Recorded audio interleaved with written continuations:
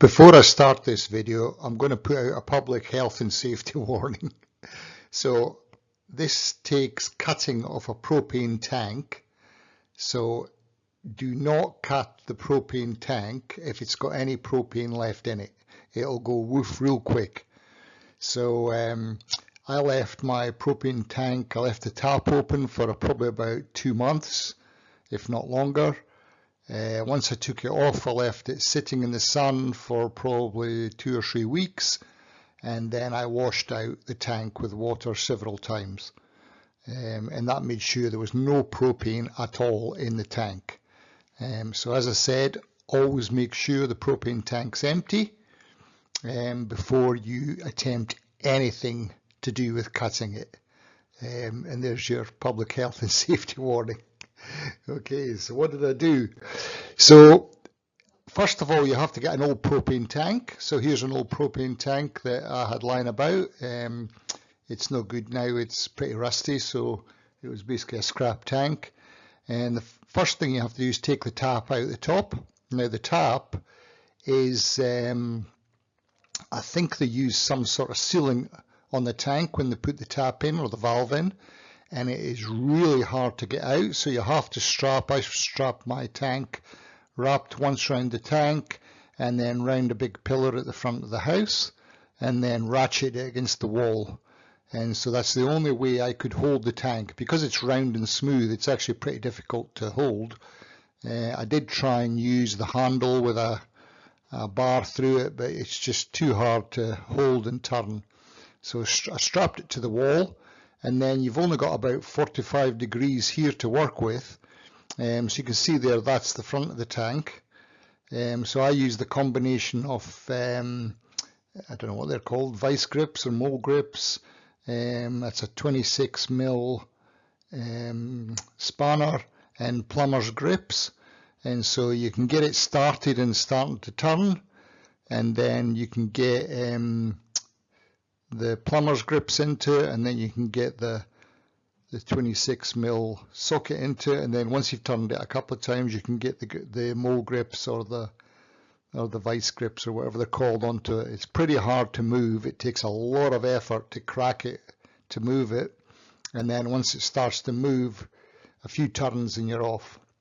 As I said, I think there's a sealant in it or something that holds it closed. So first thing is tie it to a wall or something, or a tree or something that's pretty sturdy. I got 1.5 inch or a 2 inch straps there. Then you crack the valve. I think I cracked it with the plumber's wrench, and then you keep working it, and then you get the top out. Here's the top here.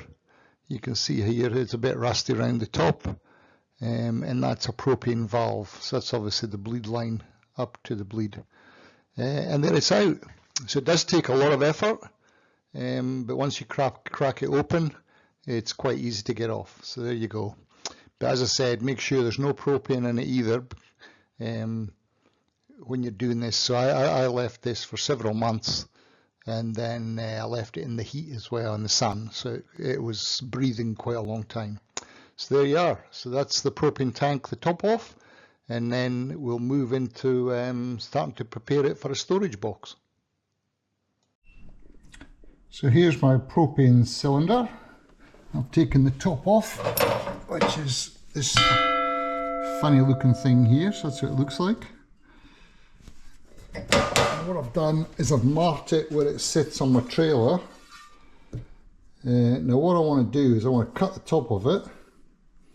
So I'm going to do it at a flat spot before it turns the corner. So I'll see if I can find the flat spot, and then I'll mark it up for cutting. It's got still a whiff of propane in it, so I might will give it a quick wash out.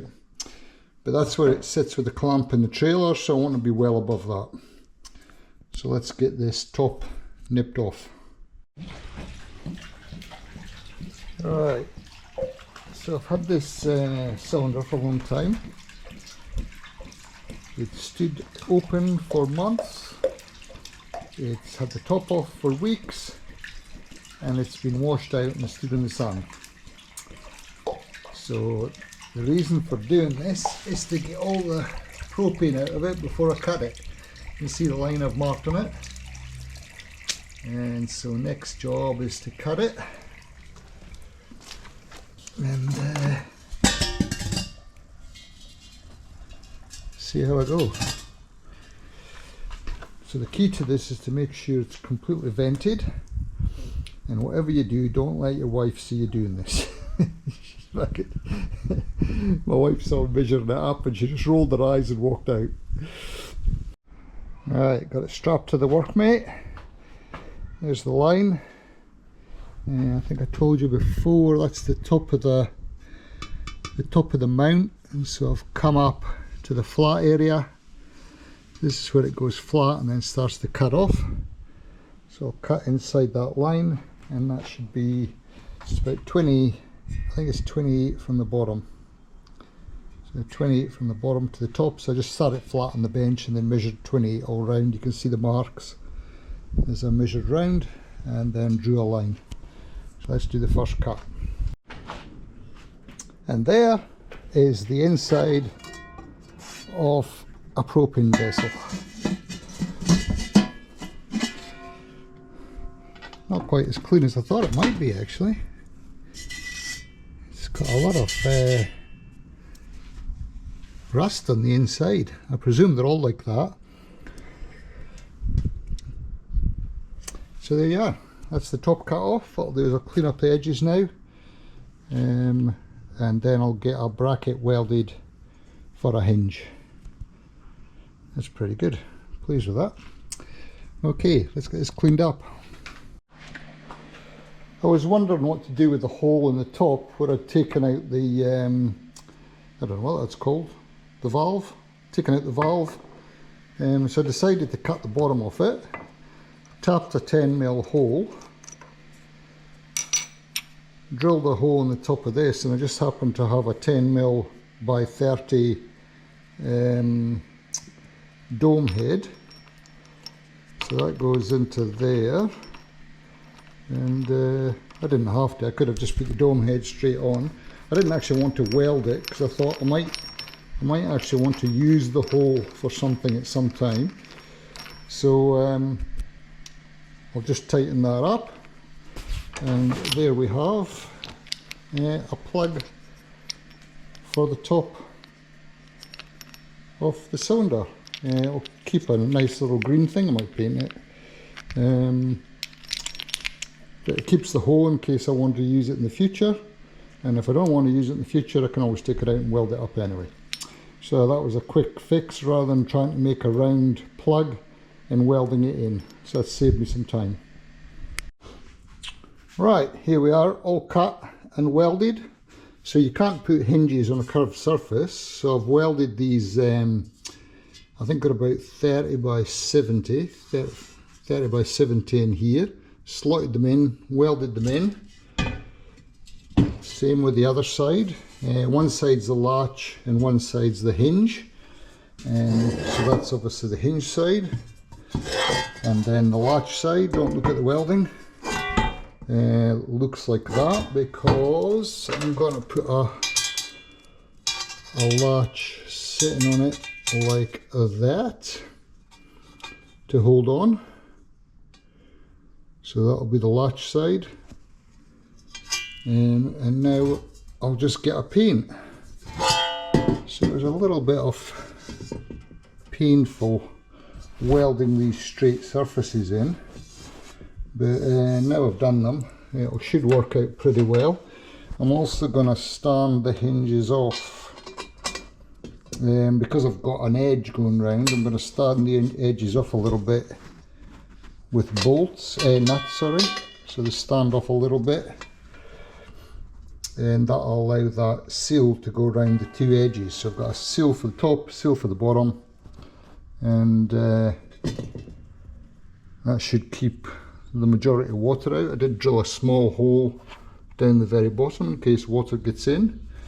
As I said, I've got the latch side, got the hinge side, and it's all the bits and pieces, so it's all ready to paint and bolt together. And there you go. Hinge on the back, clasp on the front, I've kept that on the top. Don't know why, but I've kept it. It's got a seal all the way around, and inside I can store tools and things, or ropes. So I'll put this on the trailer and we'll finish the job for the day. That's pretty good, that.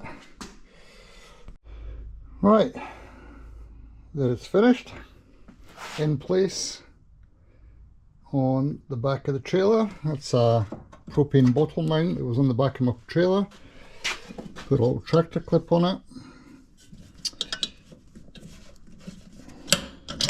Pull the tractor clip out, flick it down, comes out perfect, just like I made one. There's all my chocks, some ropes, plenty of room for some more tie downs, and it keeps them out of the way of everything else.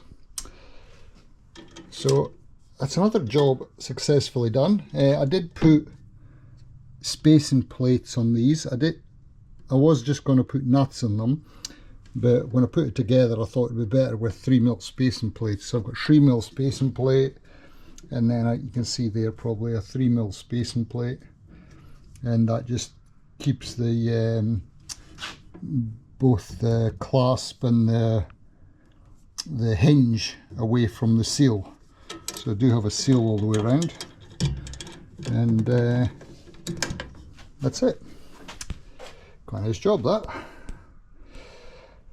Complete and utter waste of time, but quite a nice job. Anyway, thanks for watching. Bit different to the usual DR stuff, and we'll get back to the DR next week. Bye for now.